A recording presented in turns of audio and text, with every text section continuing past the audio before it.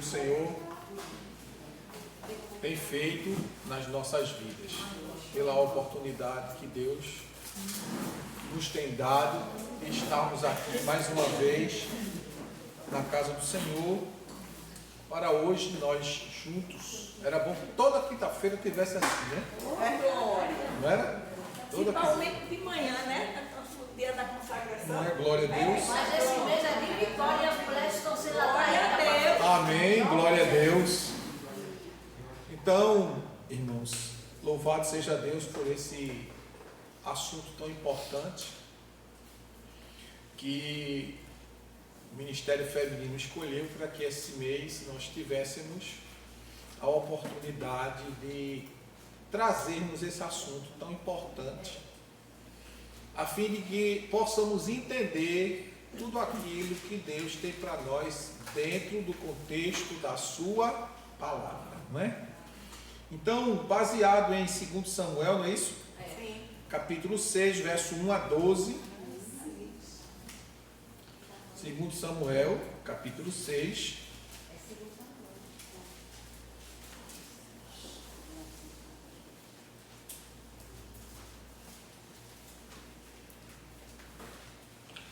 Aliás, do versículo 1 ao versículo 15. Todos acharam? Amém. Diz assim: mais uma vez, Davi reuniu os melhores soldados de Israel, no total de 30.000 homens. Conduziu-os até a cidade de Baalá, em Judá, com o objetivo de pegar a arca da aliança, sobre a qual se invoca o nome de Deus, Yahvé, Senhor dos exércitos, que se assenta no seu trono entre os querubins.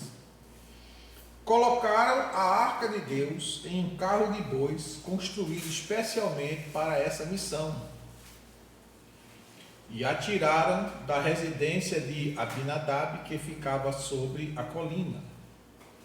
Uzá e Aiô, filhos de Abinadab, conduziram o carro novo, e eles partiram dirigindo-o com a arca de Deus desde a casa de Abinadab, que estava sobre a colina.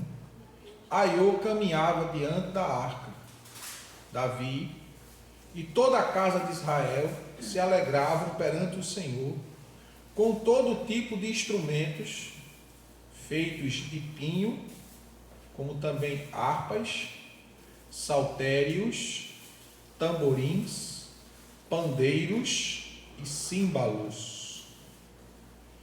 Quando chegaram à eira, ao campo de descascar cereais, que pertencia a Nacon, os bois tropeçaram.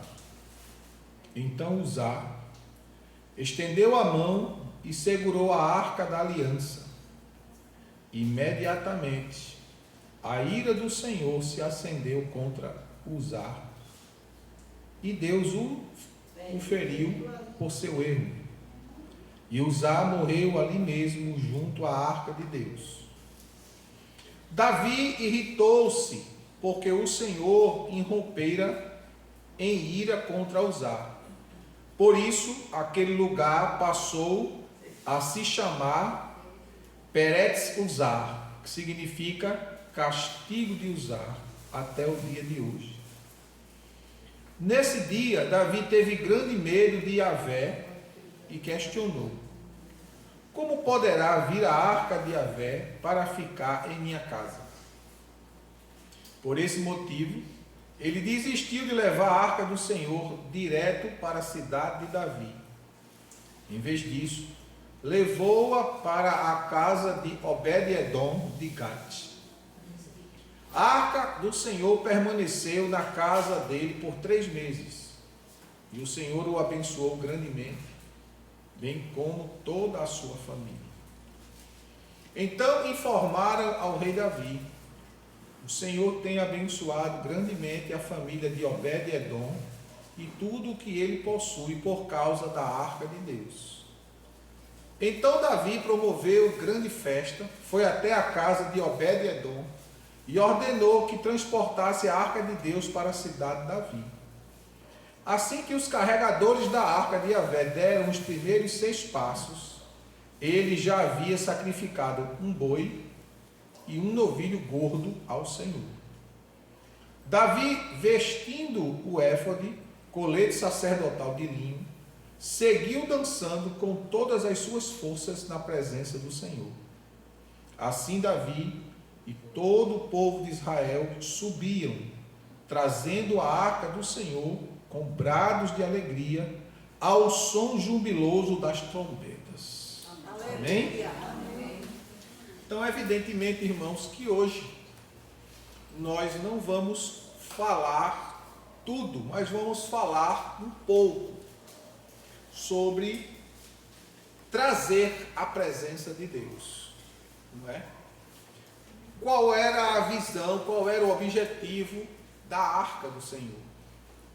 E quem é a arca do, o que é a arca do Senhor hoje? Para que a gente entenda, né? Tudo que está na Bíblia, tudo que está escrito na Bíblia, a Bíblia diz que está escrito para a nossa edificação, consolação e exortação. Então a gente precisa entender o que é que Deus estava dizendo para Davi naquele momento, do ocorrido, do fato de que ele estava tão feliz, tão satisfeito em trazer a arca de Deus para a cidade de Davi. E essa alegria transformou-se em medo. E, como vocês acabaram de ler, e Davi ficou extremamente temeroso, que não quis mais levar a arca para a cidade de Davi, deixou na casa de Obed, não é? Como é o nome do cabo aqui? Obed-edom. Ele estava tirando da casa de Abinadab e terminou deixando na casa de Obed-edom.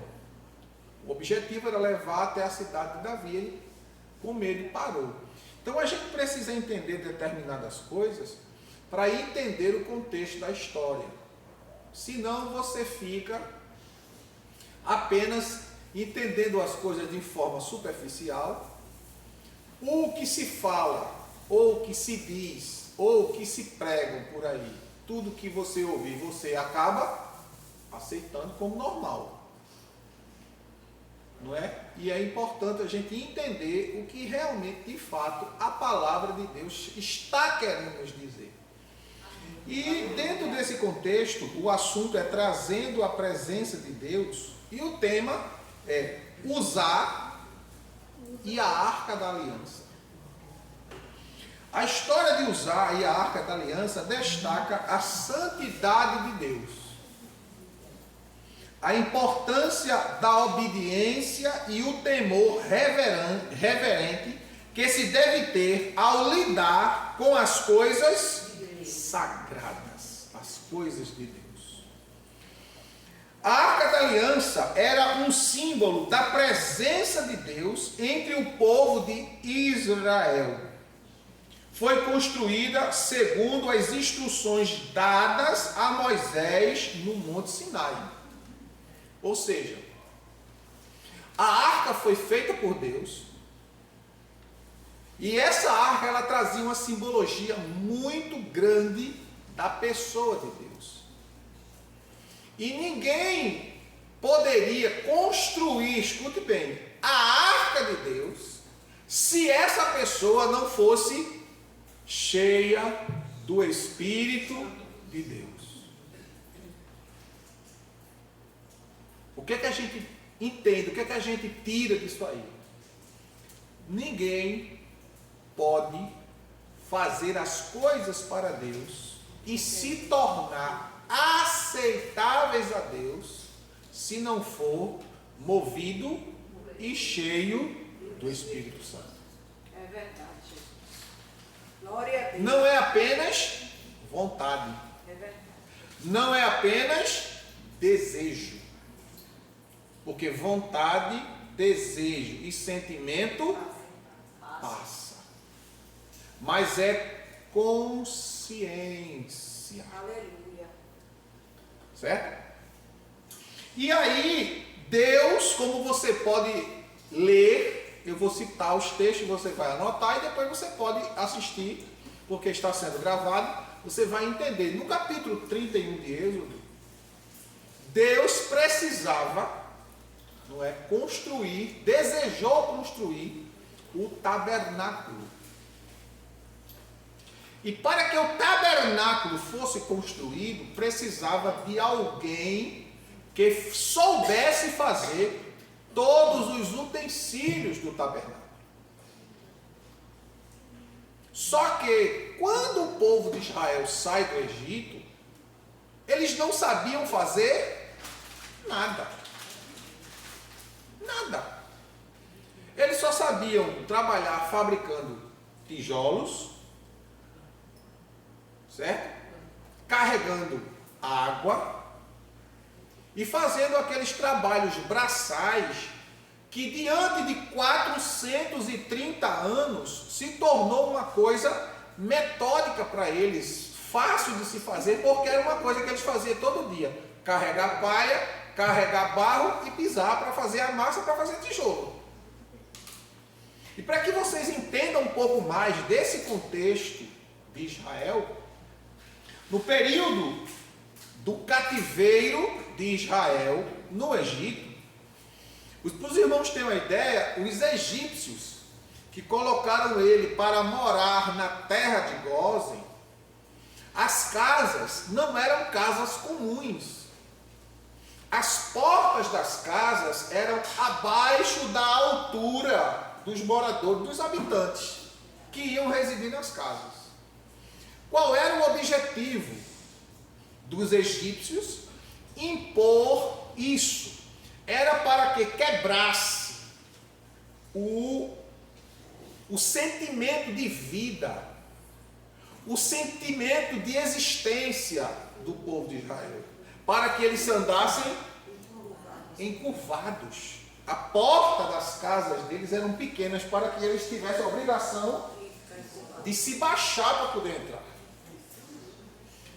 Tetos baixos, a fim de que fosse um ambiente quente, a fim de humilhá-los, quebrá-los, moê-los, fazê-los sofrer e quebrar o espírito deles, para que eles andassem sempre curvado, cabisbaixo. Por isso que o próprio Jesus disse: levantai os vossos olhos para cima. De onde vem o socorro? De onde vem o socorro? Vem do Senhor, que fez o quê? Olha a expressão de Davi: elevo os meus olhos para os montes. De onde me virá o socorro? O meu socorro vem do Senhor, vem de cima. Então os egípcios queriam quebrar a dignidade humana da nação, reduzi-los a nada. Então Deus tira esse povo do Egito e conduz eles pelo deserto. Só que na condução pelo deserto, Deus começou a preparar o povo para a posse da terra. E para que o povo entrasse na terra, o povo precisava entender o processo do deserto. Que o deserto não era apenas o caminho que iriam levá-los à terra da promessa, mas era no deserto que Deus estava com eles, conduzindo à realização da promessa. E dentro desse contexto, Deus levantou um homem para conduzi-los. Era o único homem que tinha formação, que era Moisés. Comandante militar, conhecia de engenharia, sabia ler, escrever, e etc, e etc. Era um homem extremamente preparado, foi preparado na maior universidade da época, que existia no Egito. Era o povo que detinha o saber e o conhecimento naquele período. Então Deus usa Moisés. E entendam, irmãos, que para Deus usar Moisés, Deus levou Moisés também para o deserto. Porque todo o preparo de Moisés não serviria de nada se ele não primeiro passasse pelo deserto de Deus. Para entender que não é apenas a inteligência, mas a sabedoria que vem do alto para conduzir a sua inteligência para a realização do propósito de Deus. Aleluia. E aí, para resumirmos, Deus tira Israel, depois de 430 anos opressos pelo Egito, e os conduz ao deserto. E chega um tempo que Deus diz: olha, vocês precisam fazer agora uma casa de adoração ao meu nome. E Deus ali traz a planta da casa, que era o tabernáculo.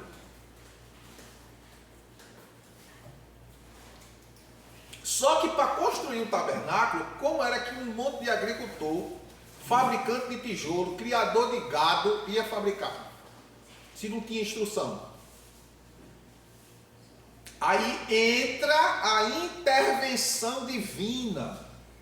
31 de Êxodo diz que Deus levantou a Bezaleel e o encheu do Espírito Santo e o capacitou para a realização de toda obra, em madeira, em pedra, em ouro, em prata, em bronze e pedras preciosas. Como é que você vai fazer uma coisa que você nunca estudou, nunca soube trabalhar? Mas Deus deu a Bezaleel. Quando a gente vê Deus capacitar Bezaleel, no capítulo 37 de Êxodo, do verso 1 ao verso 9, fala que Bezaleel construiu a Arca da Aliança. Ele não só construiu os utensílios do tabernáculo, ele também foi responsável por construir a Arca da Aliança, que era o principal móvel que estava no tabernáculo. Está lá em Êxodo 37, verso 1 a 9. Eu estou resumindo para que a gente consiga hoje, pelo menos, terminar essa parte introdutória. Êxodo capítulo 25, verso 10 ao 16. A Arca da Aliança, ela continha as tábuas da lei, a vara de Arão e o pote do maná. O que quer dizer essas três coisas dentro da arca? O que significa essas três coisas? As tábuas da lei também eram chamadas de tábuas do testemunho. Testemunho de quem? De Deus para nós. Amém, Jesus. Deus dizendo para nós o que Ele queria de nós, como nós deveríamos fazer, como nós deveríamos nos comportar, como nós deveríamos nos conduzir. É chamado também de tábua do testemunho. Segunda coisa que tinha, a vara de Arão.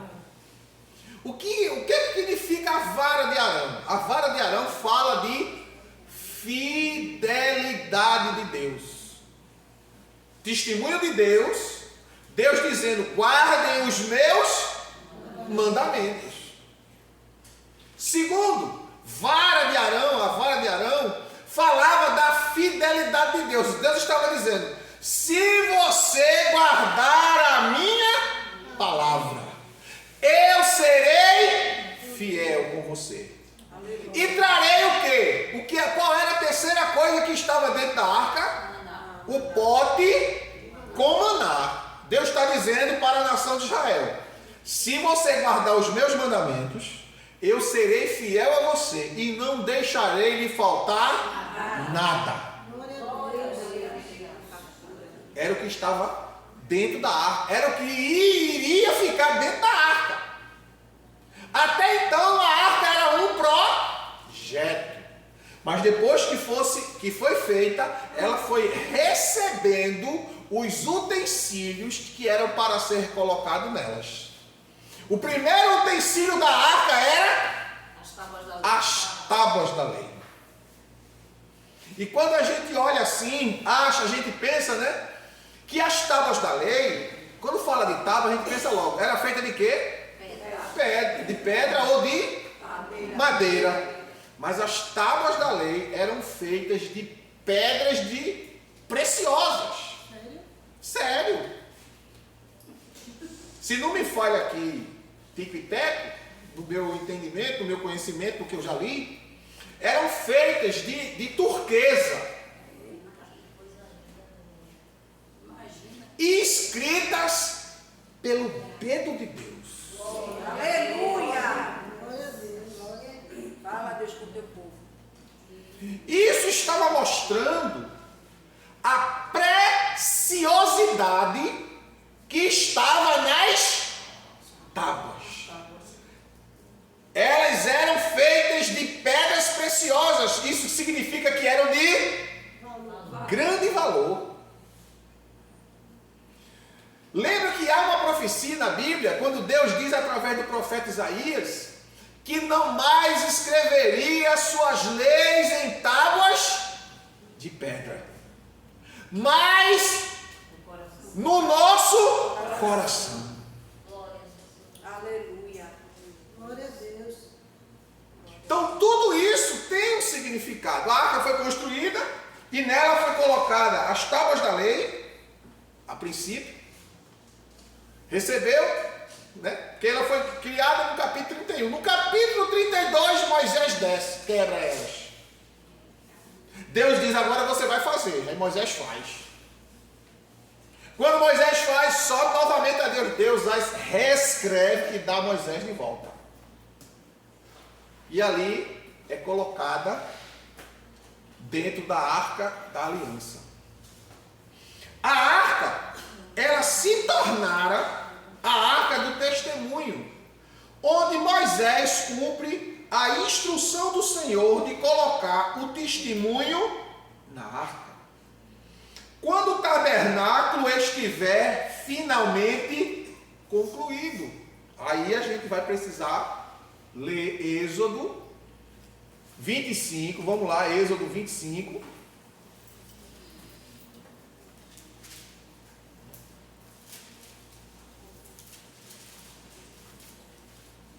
Verso 10 ao 16.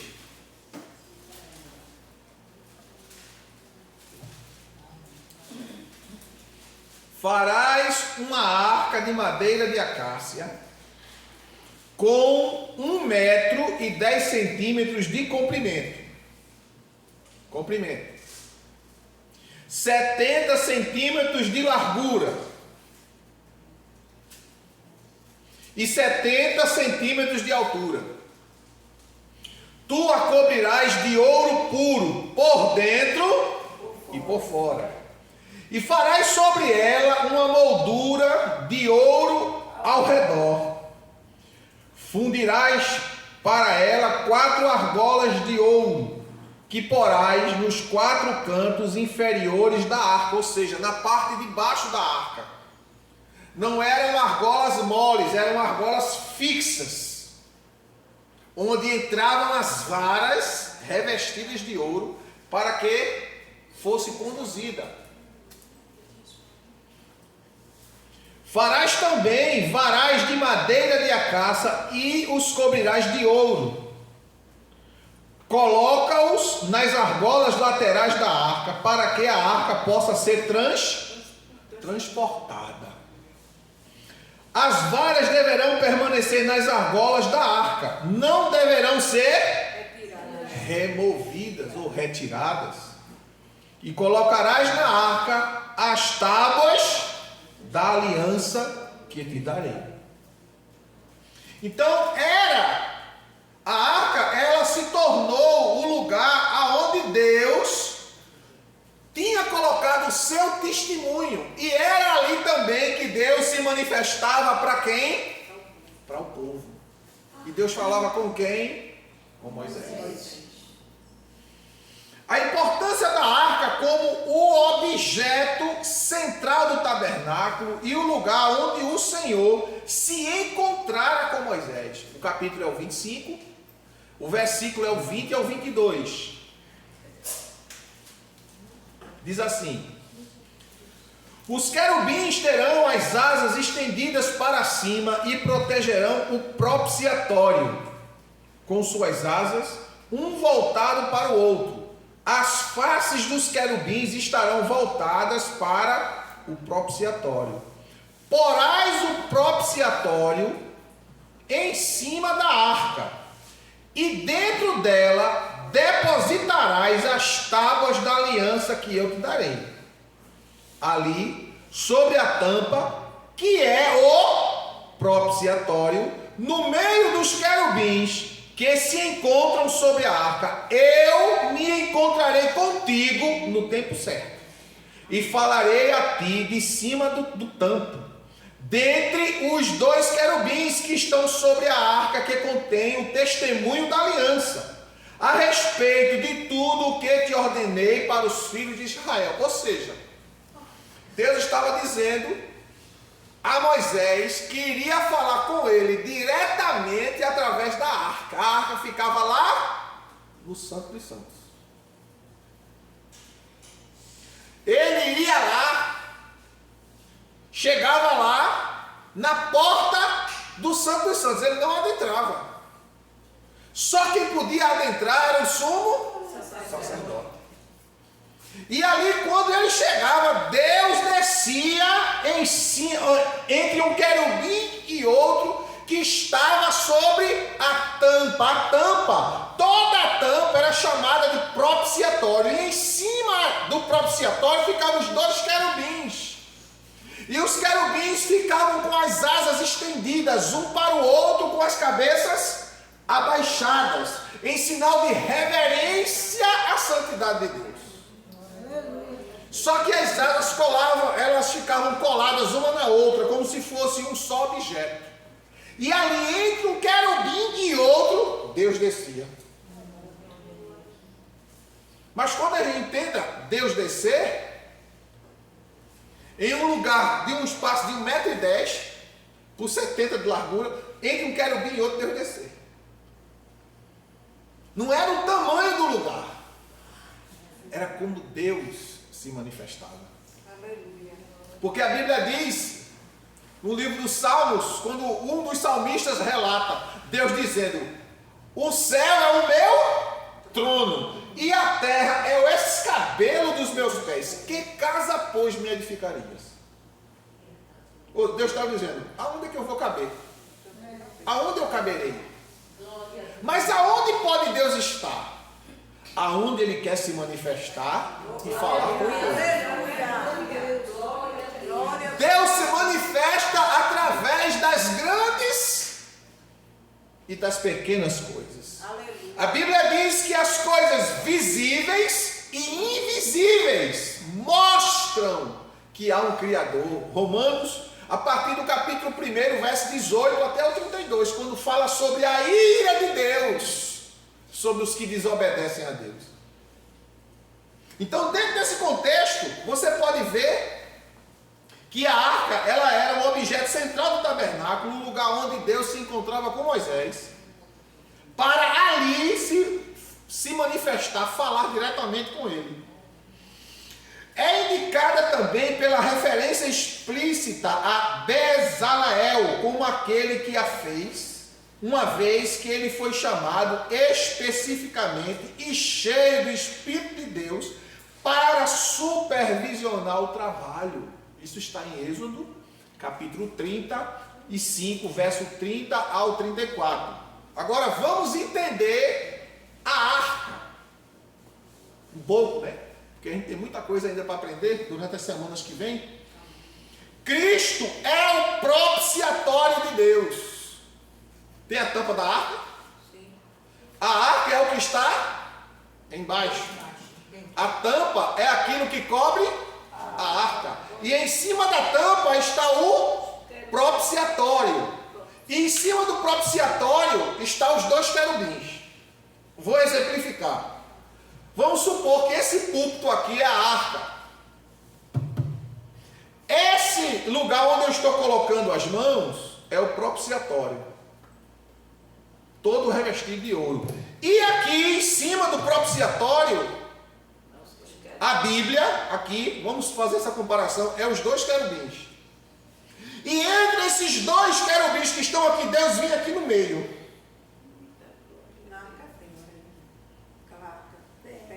Para falar com Moisés. Agora, essa tampa aqui, de 1,10 m por 70 m, revestida de ouro, era o propiciatório. E quem era o propiciatório? Cristo. Cristo. Aí, para a gente entender, Cristo é o propiciatório de Deus, a habitação da plenitude da divindade. Só por intermédio dele o homem pode se aproximar da glória divina sem ser condenado. Por isso é que só no propiciatório pode existir uma representação da glória de Deus na forma de 2 querubins esculpidos em ouro, que antes serviam para guardar o caminho da árvore da vida, mas no Santo dos Santos guardam a santidade de Deus. Vocês lembram que quando Adão peca e Deus os expulsa do jardim, isso está lá em Gênesis 3:24, a Bíblia diz que Deus colocou 2 querubins com a espada flamejante em fogo para guardar o acesso à árvore da vida. E como eu tenho falado, eu falei aqui em outras pregações, quem era aquela árvore da vida? Jesus. Deus. O próprio Deus. Os querubins estavam junto à árvore, ninguém tinha acesso à árvore. E observe agora que aqueles querubins que estavam protegendo o acesso à árvore com espadas flamejantes, eles agora estão curvados, com suas asas estendidas, e estão sobre o propiciatório. Quem é o propiciatório? Jesus Cristo. Aí vem o que significa propiciatório. Propiciatório vem da palavra propiciação. O que é a propiciação? É o ato de Deus aplacar a sua própria ira contra o pecado humano através do sacrifício perfeito de Jesus Cristo. Ou seja, quando o sacrifício era feito, o sangue era lançado, aspergido sobre o propiciatório. O propiciatório era Jesus. O sangue foi lançado sobre Jesus. O nosso sangue foi lançado sobre ele.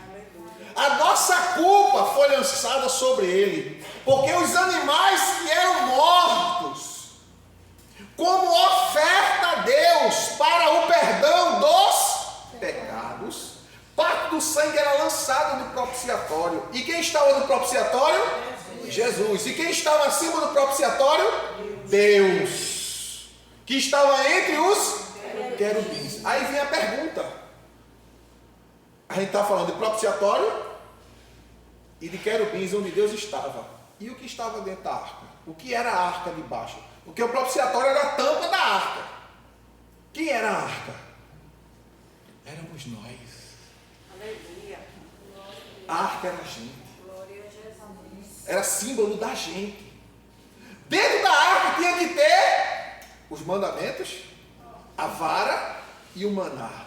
Deus estava dizendo: para que Israel cresça, prospere, seja sustentado e abençoado, Israel tem que guardar a minha aliança, viver a minha fidelidade e crer na minha provisão, no meu sustento.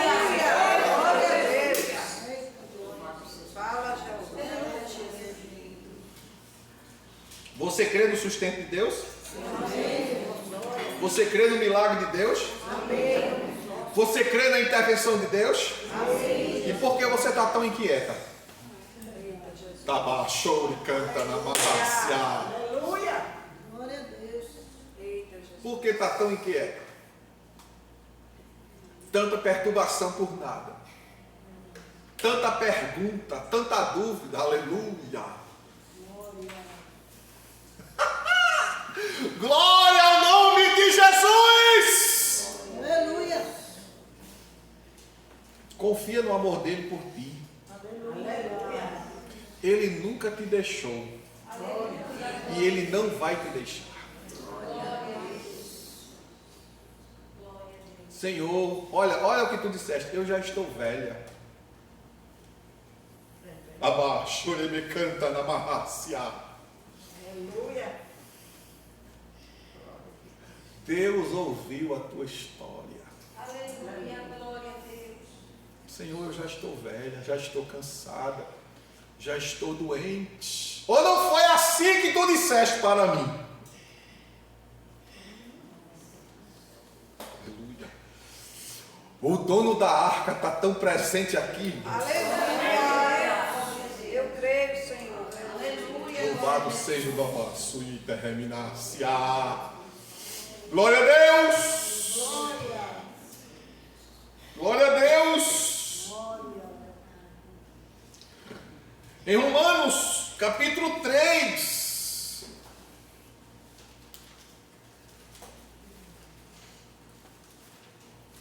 Versículo 25 e 26.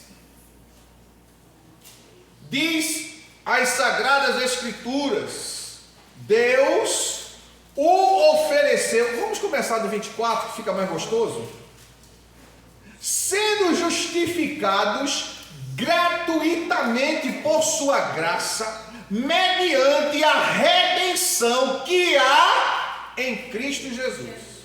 Deus o ofereceu como sacrifício para o quê? A propiciação por meio da fé. Pelo seu sangue, proclamando a evidência da sua justiça. Por sua misericórdia havia deixado impunes os pecados anteriormente cometidos. Mas no presente, demonstrou a sua justiça, a fim de ser justo e justificador daquele que deposita toda a sua fé em Jesus. Louvado seja Deus. Aleluia. Então Jesus é o propiciatório de Deus. Deus o ofereceu como sacrifício para a propiciação, ou seja, Deus ofereceu Jesus para aplacar a sua própria ira contra nós. Mas Deus prova o seu amor para conosco em que Cristo Jesus morreu por nós, sendo nós ainda pecadores. Glória a Deus. Louvado seja Deus. Em Colossenses capítulo 2, verso 9. Vamos lá, Colossenses 2 e 9. O apóstolo Paulo diz: pois somente em Cristo habita corporalmente toda a plenitude de Deus. Somente em Cristo, no corpo de Cristo, no físico de Cristo exposto, habitou toda a plenitude de Deus, para que ele no propiciatório pudesse satisfazer a justiça de Deus, contra a qual estava contra nós, a sua ira estava sobre nós, mas Cristo, que é a tampa do propiciatório, Aleluia. que cobria o quê? O que é que o propiciatório cobria? A arca. Quem é a arca? Somos nós. É Ele que nos cobre.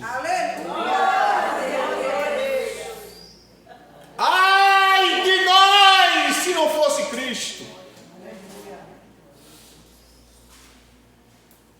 ele cobre a caixa da arca, que somos nós. Mas dentro da caixa, escuta, tem que ter a palavra guardada, a confiança na fidelidade, para que haja provisão.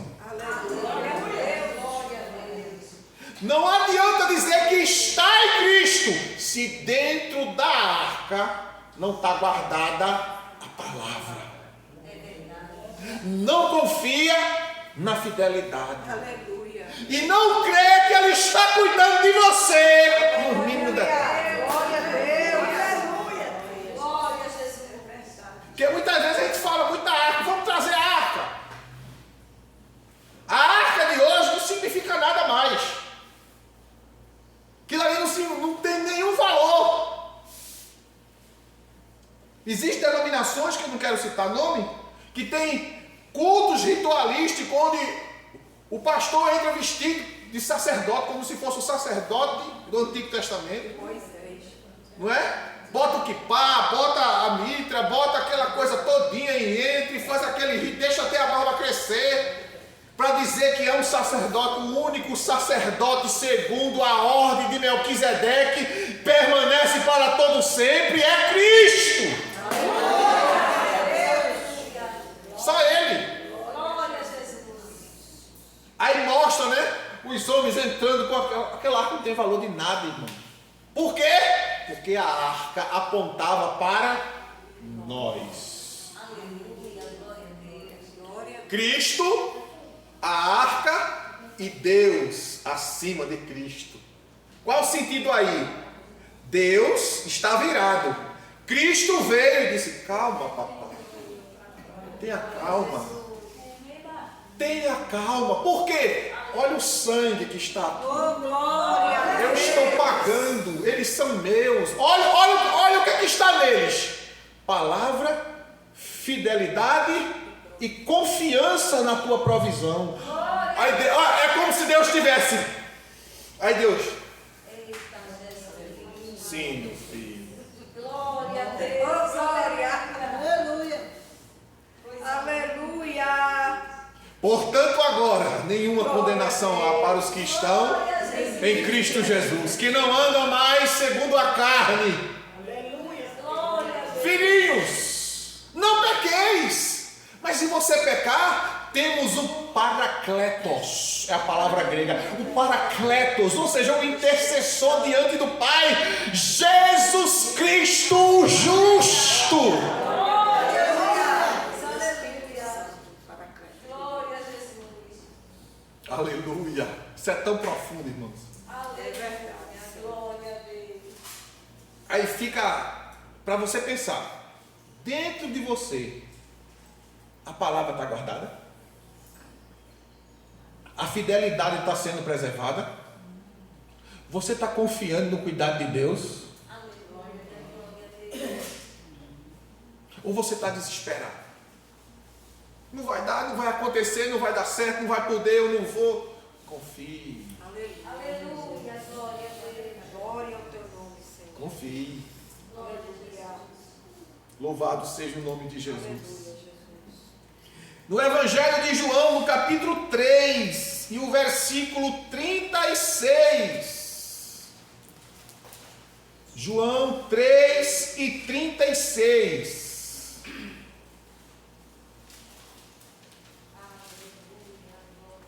Quem crê no Filho tem a vida eterna. Aquele que não crê no Filho não verá a vida, mas a ira de Deus permanece sobre ele. O que é que João está dizendo aqui? Quem crê no Filho tem a vida eterna. Ou seja, quem crê naquele propiciatório ali, que está todo meladinho de sangue, tem vida. Mas quem não acredita, diz aquele sangue ali, que está melado, depois se lava, passa. O sangue de Cristo não passa. Porque o sangue de Cristo foi oferecido uma única vez. E a Bíblia diz que ele foi oferecido pelo Espírito Eterno, não passa. O meu sangue pode ser lá, caiu no chão, lavou, passou. Mas o de Cristo não. É tanto que ele hoje foi derramado em nós. para lavar, nos purificar de todo o pecado e nos deixar aceitáveis diante de Deus, para que a ira de Deus fosse aplacada. Glória ao nome de Jesus. Aleluia, glória a Deus. A propiciação significa o ato de Deus aplacar sua própria ira contra o pecado humano através do sacrifício perfeito de Jesus Cristo na cruz, satisfazendo sua justiça e restaurando a comunhão com os pecadores, porque pela graça sois salvos, mediante a fé. E isto não vem de vós, é dom de Deus, não vem das obras para que ninguém se glorie.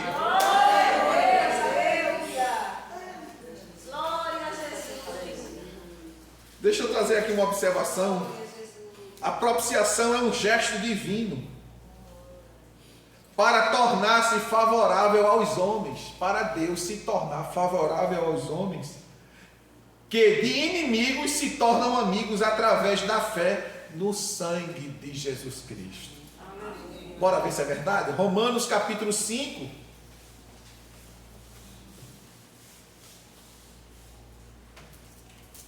Versículo 6, Paulo diz: em verdade, no devido tempo, quando ainda éramos fracos, Cristo morreu por todos os ímpios. Olha aí, mais uma vez a doutrina calvinista pregada dizendo que só morreu por um grupo, pelos eleitos. O texto está dizendo que Jesus morreu por todos os ímpios. Verso 10. Ora, se quando éramos inimigos de Deus, fomos reconciliados com Ele mediante a morte de seu Filho, quanto mais no presente, havendo sido feitos amigos de Deus, seremos salvos por sua vida. Vida de quem? Vida de Deus. Pela vida de Deus, pela palavra de Deus, nós seremos salvos. Nós não vivemos mais a nossa vida. Olha, entenda o que Paulo diz: não vivo mais eu vivo agora a vida de Deus. E eu posso viver a vida de Deus na carne, pastor? Pode.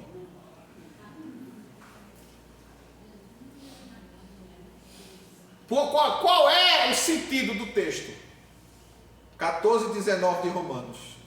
Porque o reino de Deus não é comida, mas é o que?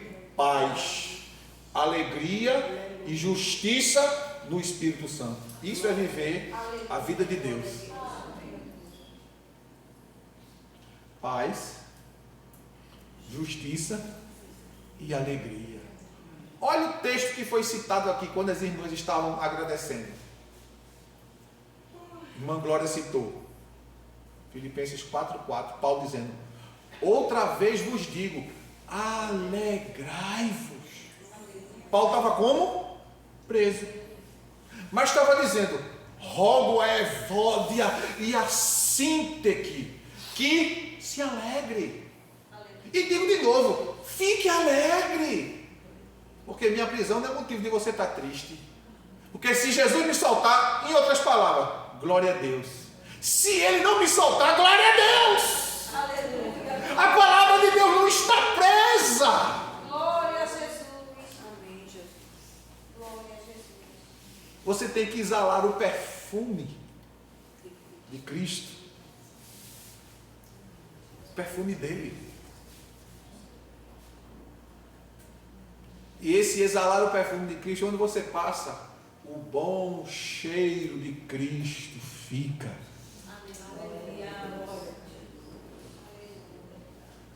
Louvado seja o nome de Jesus. Agora vem a palavra-chave para propiciação, usada em Romanos 3,25, aponta para a suficiência do sacrifício de Cristo. O termo tem um significado teológico e bíblico profundo, sendo tradicionalmente de diferentes formas, dependendo do contexto. Aí vem novamente a palavra propiciatório, que no grego é Hilasterion. No contexto do Antigo Testamento e na Epístola aos Hebreus, refere-se especificamente à tampa da Arca da Aliança, o propiciatório, que era o local onde o sangue do sacrifício era aspergido no dia da expiação para a remissão dos pecados. Aí vem, o que é expiação? Para a remissão dos pecados. Expiação significa reconciliação com Deus. O sangue ia para o propiciatório para aplacar a ira de Deus, ao mesmo tempo que fazia expiação e trazia agora paz com Deus. E agora eu poderia me relacionar com Deus. 2 Coríntios capítulo 5, verso 19. Olha o que é que Paulo diz. Exatamente isso. 2 Coríntios capítulo 5, verso 19 ao 21. Paulo diz: pois Deus estava em Cristo. Olha, a tampa do propiciatório. Quem estava em cima da tampa? Deus. Através de quem? Dos querubins que guardavam a santidade de Deus, que ninguém tinha acesso. Mas Cristo estava na tampa do propiciatório e Deus estava entre os querubins. Deus estava em Cristo, reconciliando, fazendo a expiação. Deus estava em Cristo e Cristo estava diante do Pai no propiciatório, aplacando a sua ira e trazendo de volta a comunhão com Deus. Aí olha o que é que Paulo diz: pois Deus estava em Cristo reconciliando consigo mesmo o mundo, não levando em conta as transgressões dos humanos, e nos carregou da mensagem da reconciliação. Portanto, somos embaixadores de Cristo, como se Deus vos encorajasse por nosso intermédio. Assim vos suplicamos em nome de Cristo que vos reconcilieis com Deus. Deus fez daquele que não tinha pecado algum a oferta por todos os nossos pecados, a fim de que nele nos tornássemos justiça de Deus. Glória a Deus, aleluia. Glória a Deus. Quantos irmãos aqui, olha, deixa eu, tá descendo aqui, segura aí.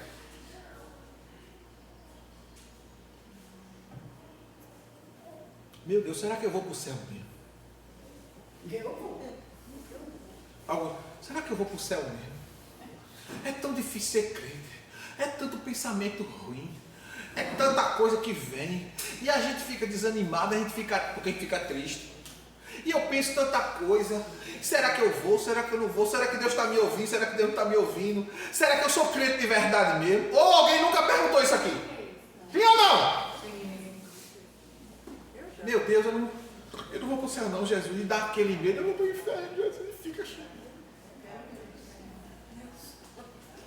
Quem fez a obra perfeita foi Cristo por meio do seu sangue para salvar pecadores condenados ao inferno.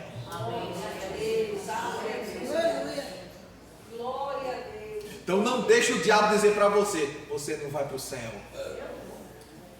Não deixe o diabo colocar na sua cabeça: você não vai conseguir, porque você vai conseguir. Se tão somente guardar o quê? A palavra, a vara e o maná. Ou seja, obedecer a palavra, confiar na fidelidade e na provisão do cuidado de Deus sobre você. Vai dar tudo certo. Glória ao nome de Jesus. Portanto, Hilasterion está centralmente relacionado aos conceitos de perdão, sacrifício e reconciliação, e especialmente no ensino bíblico e teológico. O conceito envolve purificação, perdão e a substituição de uma vida inocente. Jesus inocente, sem pecado. Eis o Cordeiro de Deus que tira o pecado do mundo. Cordeiro imaculado, sem mancha, sem ruga, sem falha, perfeito. Foi colocado, foi morto na cruz para que os imperfeitos, eu e você, tivéssemos salvação. Porque nenhum de nós tínhamos condição de chegar diante de Deus por nossos méritos, por meio de obras mortas. Mas fomos salvos pelo sangue precioso de Cristo. Agora, irmãos, nunca esqueça, a tampa da arca está o propiciatório, que é Jesus. Mas dentro da arca tem que ter a aliança, que é a palavra aliança, que é uma palavra de Deus. Crer na fidelidade de Deus, que não passará os céus e a terra, mas a minha palavra não passará. Eu sou o mesmo ontem, hoje e eternamente. Eu, o Senhor, não mudo, por isso que vós não sois consumidos. E crer que Deus está cuidando de você. Amém. Dormindo, andando, indo, vindo. Aleluia! Glória a Deus. Aleluia. Louvado seja o nome de Jesus. Obrigada, Jesus. O conceito envolve purificação, perdão e a substituição de uma vida inocente de Jesus pela culpa dos pecadores, pelas minhas culpas, pelas tuas culpas. Aí vem, como funcionava? Eram oferecidos animais como substitutos para cobrir os pecados do povo, evitando a ira de Deus e mantendo a nação em pacto com ele. Os animais eram oferecidos, o sangue era aspergido e havia sossego, paz. Porque alguém morreu, derramou sangue. Sem derramamento de sangue não há remissão de pecados. E aí vem a expiação, que até o dia de hoje, Israel, a nação de Israel, comemora o dia da expiação, que é o Yom Kippur, que é a festa anual dos judeus. Um dia anual onde o sumo sacerdote entrava no Santo dos Santos para fazer expiação pelos pecados de toda a nação, simbolizando a purificação. No Novo Testamento, a obra de Cristo, Jesus se tornou o Cordeiro de Deus que tira o pecado do mundo, realizando a expiação final. Não precisa mais sumo sacerdote ir até os santos dos santos. Não precisa, porque Jesus já foi uma única vez. O que foi que Jesus fez quando foi uma única vez no Santo dos Santos? Pegou o véu, rasgou de onde? De alto a baixo. Não de baixo para cima, mas de alto a baixo. Ou seja, Deus veio até nós por causa de Jesus. Deixa eu fazer aqui uma pergunta aqui a vocês. Como vocês acham que Deus criou o homem? Fez o homem. Quando Deus foi fazer Adão, como vocês acham que Deus começou fazendo Adão? Começou por baixo ou por cima? Começou por onde? Não. Começou por baixo. E como vocês acham que Deus fez Adão? Deus fez ele em pé ou deitado? Fez como? Deitado. Fez não, fez em pé.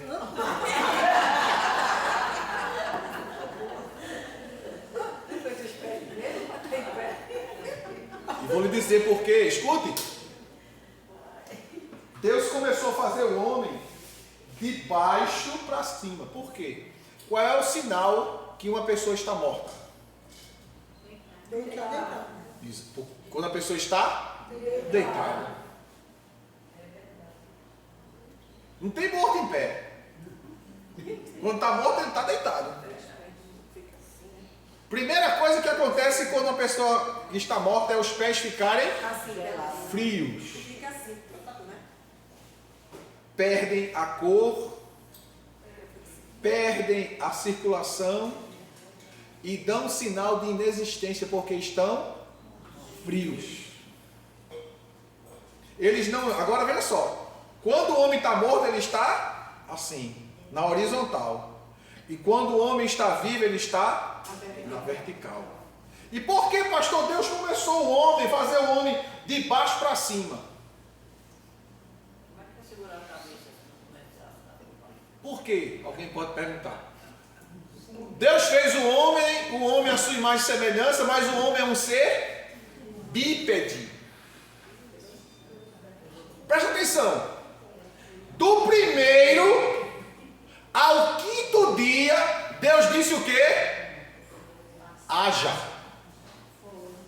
E disse Deus, haja luz. E disse Deus, haja isso. E disse Deus, haja aquilo outro. E Deus foi, haja. Mas quando chegou no dia de fazer um dedo, e formou Deus. Deus não disse mais haja.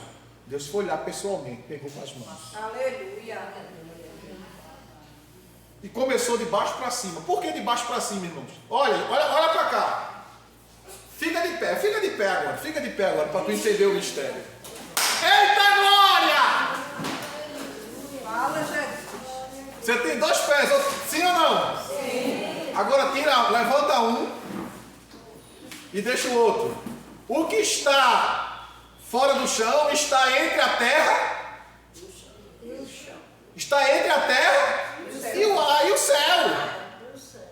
O outro está na terra e o outro está no céu. Quando você anda é assim, ó. Você tira, botando um na terra e o outro vindo para o céu. Depois o outro vai para a terra e o outro vem para o céu. E assim sucessivamente. Ou seja, Deus fez o homem em pé porque toda a criação precisava de alguém que controlasse, dominasse e administrasse. E esse homem precisava estar em contato com o céu, com a terra. Com o céu e com a terra. Com o céu e com a terra. A ser você, meu pai. Para tu entender o mistério. Ou seja, o homem tem o lado daqui e o lado de lá. Tem a parte natural e a parte espiritual. Deus fez Adão, foi fazendo. Quando chegou em cima, o cara estava lá, aquele boneco de barro. Mas tinha vida? Não. Aí Deus chegou assim e fez assim, ó. Ruach. Sopro de vida divino. Como ele fez? Começou a se mover. Aleluia, glória a Deus. Porque recebeu a vida que vem de cima, que vem de Deus. Entenda agora por que Deus fez o homem em pé e não deitado, irmão. Deus fez do primeiro ao quinto dia, haja. Quando chegou no 6º dia, Deus disse, formou Deus. Pegou lá, com as próprias mãos e foi fazendo. Deus não disse haja, Deus disse, formou o Senhor Deus, o homem do pó da terra. Ele pegou com as próprias mãos, fez um ser que fazia ligação entre o divino e o natural. O divino e o natural. Entre o céu e a terra. Para administrar a criação de Deus. Por isso, irmãos, que nós devemos glorificar a Deus por nossa existência, por sua graça e misericórdia. Porque Ele nos fez um ser que pode estar aqui, habitar aqui, viver aqui, mas não se desligar de lá. Os que se desligam de cima não vivem bem embaixo. Não há felicidade, não há paz, não há vida fora de Cristo. Porque dele, por ele e para ele são todas as coisas. Glória, pois, a ele. Amém? Amém. E por hoje é só. Para a semana a gente come mais um pedaço desse alimento do céu, desse alimento glorioso para a nossa alma.